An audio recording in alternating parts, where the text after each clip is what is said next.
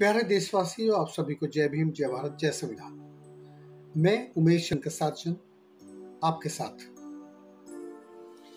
कुछ विचार साझा करना चाहता हूँ।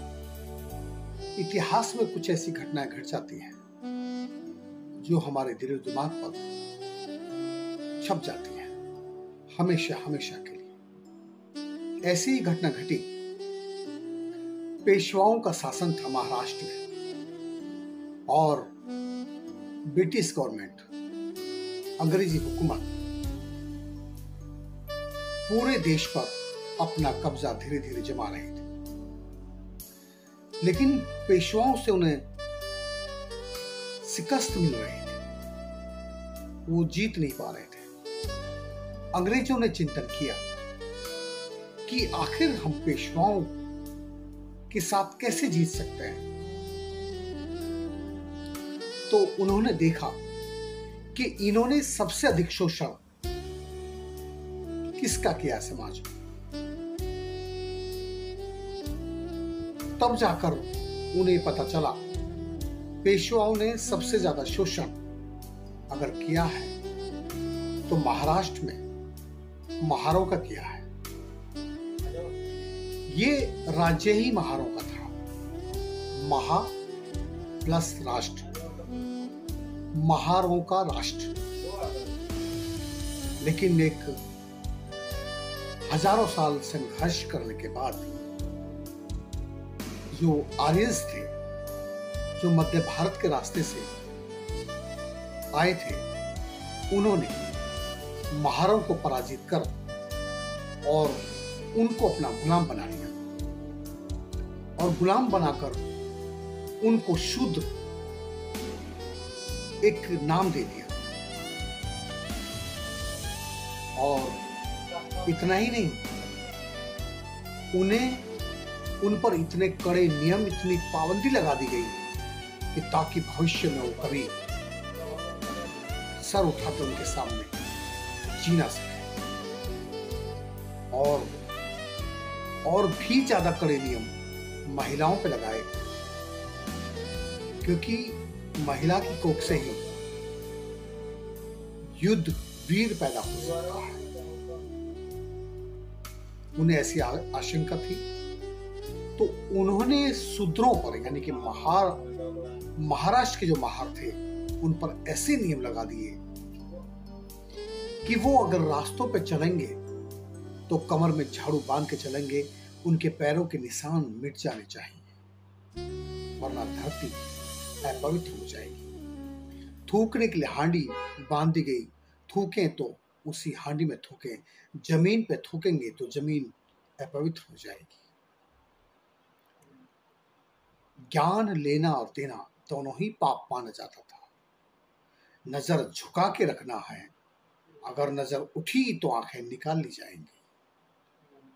अगर जबान से कुछ अच्छा बोला तो जबान काट ली जाएगी, और कुछ अच्छा सुनने का दुस्साहस किया तो कान में शीशा पिघला के डाल दी जाएगा। रास्ते पर चलना है तो उसका भी समय तय होगा। सुबह शाम नहीं चल सकते, दोपहर में चल सकते हैं।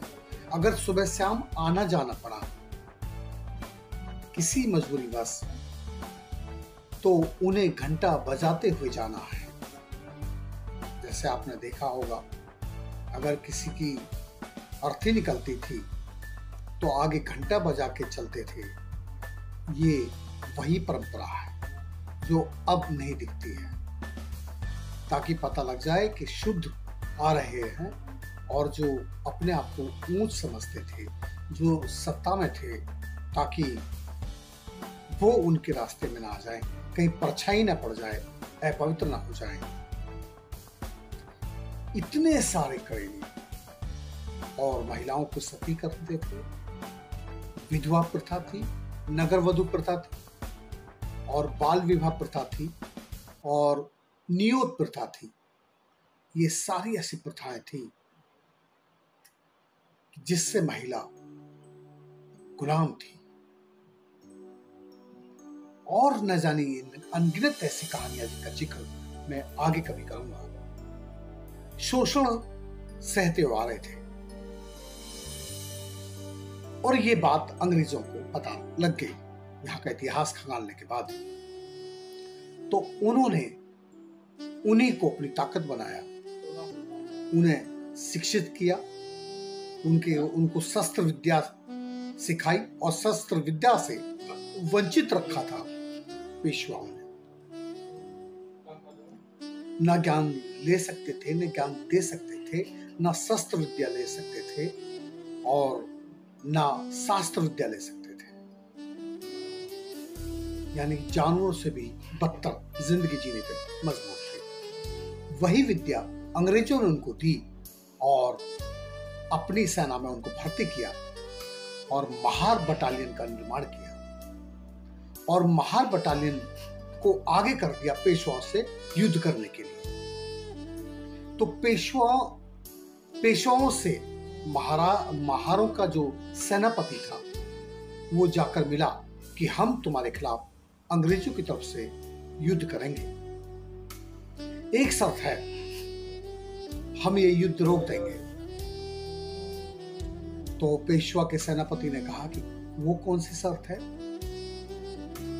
तो महारों के सेनापति ने कहा कि यदि आप हमें वो सारे अधिकार देते हैं जिन अधिकारों से आज तक आपने हमें वंचित रखा है, तो हम ये युद्ध अंग्रेजों की तरफ से नहीं, फिर आपकी तरफ से अंग्रेजों से युद्ध करेंगे। देखिए, मानवीयता देखिए, देश के प्रति भावना देखिए।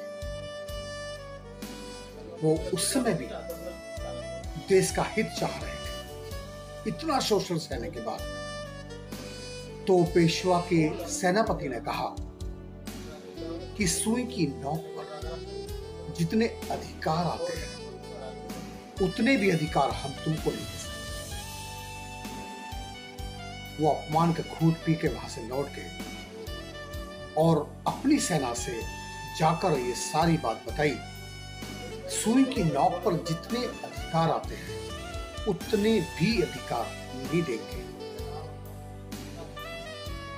तो प्रतिशोध की भावना और हजारों सालों से जो शोषण वो सहते हुए आ रहे थे, जो कहानियां वो अपने बुजुर्गों से सुनते हुए आ रहे थे, अपनी मां बहनों के साथ हुए अत्याचार की कहानियां, अपने बुजुर्गों और महापुरुषों के साथ हुए अत्याचार की कहानियां, अपने महापुरुषों का हत्या की कहानियां, अपने बुजुर्गों के मुर्दा मवेशी भुखमरी में खाने की कहानियां, यानी कि स्तन कर लगाने की जो कहानियां, ऐसी और मां बहन को सती कर देने की कहानियां, शोषण की एक एक कहानी जब उनके ब्रेन स्किन पर, दिमाग पर चल रही थी और उन्होंने उसी समय निर्णय लिया कि हम युद्ध करेंगे। एक तरफ 28,000 पेशवा की सेना और एक तरफ 500 महार। जरा सोच कर देखिए कि पेशवाओं की सेना 28,000 और लड़ने वाले केवल 500 महार। लेकिन उन 500 महारों की ब्रेन पर, मन मस्तिष्क पर, दिमाग पर जो उनके शोषण की कहानियां उभर रही थी, वो उस समय उनकी ताकत बन रही थी।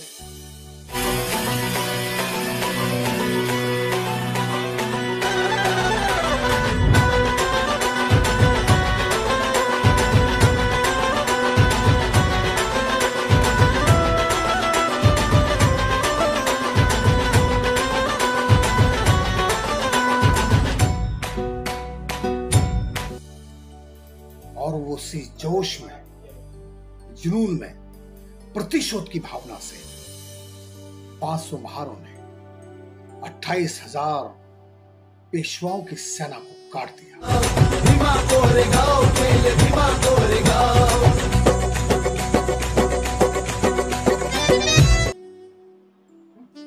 और ब्रिटिश शासन कायम हो गया और इतिहास के पन्नों पर वीरता की ऐसी कहानी लिख दी गई जो कभी नहीं मिटेगी। उन्हीं वीरों को सल्यूट करने के लिए भीमा कोरेगांव में जो शहीद स्तूप है वहां पर बाबा साहब 1 जनवरी को हमें सजाया करते थे, क्योंकि वो स्वाभिमान और मान सम्मान के लिए लड़े थे, वो शहीद हुए थे। वो उस समय वही कर सकते थे, उनके अधिकार क्षेत्र में उतना ही था। और बाबा साहब ने अपनी कलम से वो लिख दिया जिसे संसार में कभी भी मिटाया नहीं जा सकता। आपको अच्छा लगा होगा। यदि अच्छा लगा हो तो मैं फिर कभी दलित फाइल के कुछ पन्ने खंगालूंगा और आपको ऐसे राज लेकर आऊंगा जो कभी शायद आपने ना सुना। अगर आपके भी बीच में, आपके भी आसपास में कुछ कहानी ऐसी हैं जिनके बारे में जिक्र होना चाहिए, जो लोगों तक पहुंच भी चाहिए, तो प्लीज आप मेरे नंबर पर व्हाट्सएप कर सकते हैं, मुझे मेल कर सकते हैं और मुझे कॉल कर सकते हैं। मैं उन कहानियों को आपके बुजुर्गों के साथ जो गुजरा है, जो लड़ाइयाँ मान सम्मान की लड़ी गई हैं और जो शोषण हमारे बुजुर्गों ने, हमारे माँ बहनों ने, हमारे समाज ने सहा है और सह रहे हैं, वो देश और दुनिया को पता लगना चाहिए। जरूरत है एक ऐसे व्यक्तित्व की, एक ऐसे महान चरित्र की जो इस व्यवस्था को बदल सके। हम जो कर सकते हैं हम कर रहे हैं। हम कम से कम महापुरुषों के द्वारा दिए गए विचार को लोगों तक पहुंचाने का प्रयास कर रहे हैं।